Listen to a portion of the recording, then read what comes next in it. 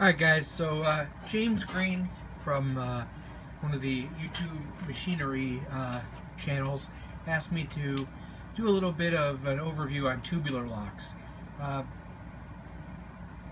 going to generally, most of the people watching this would have a brief understanding of how a pin tumbler lock works anyway, but just for the sake of the other viewers, I'll show you this cutaway, and this is a standard pin tumbler lock. This is a 6-pin Schlage.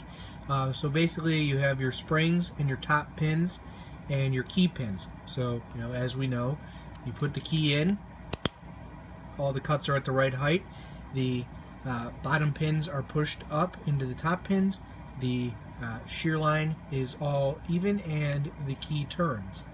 So this is a concept that's been around for hundreds and hundreds of years. The general way it works has not changed.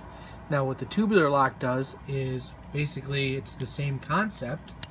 You still have a key pin, a driver pin, and a spring, but they're not they're not in a straight line. They are they go around in a circle inside this housing.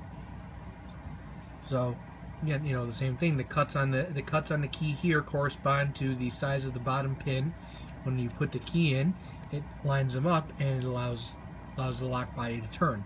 This is a cabinet lock. This actually came off of a T1 Smart Jack.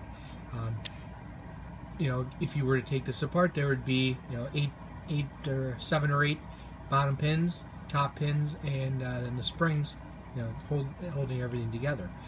I was looking for a diagram that would explain this a little better, but I really couldn't find anything. But it is, generally speaking, unless it gets into some of the higher security stuff, just pin tumblers arranged in a circle.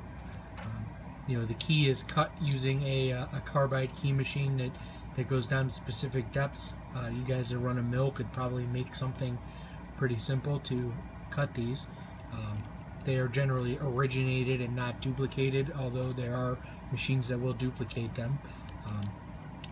There's even the handheld machine with a carbide cutter that you just put in the depth, turn to the space, and it cuts it out.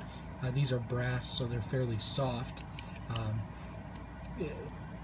It's just this is for picking. It's a lot harder. You have to put a tension tool in here and then manipulate each pin. So it's certainly more high security than a lock with an open, with an open keyway like this that you can manipulate the tools in. I also have one here that is I haven't found any others like it.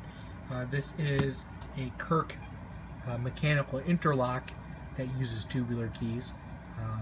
Most of the ones that I've seen use a 6 or 7 pin Yale restricted keyway pin tumbler lock, but again, it works the same way. You have to. So, and it'll be. But again, if you look in there, there's pins going around in a circle. So they're not overly complicated. It's just a little bit different mechanism. So I hope that helps. I will still see if anybody else has a good cutaway diagram of a tubular lock. Don't think I have anyone who's actually made a cutaway of a tubular. Again, I just haven't seen one. Maybe one of the guys could do that. So thanks again for watching, and I hope this is useful.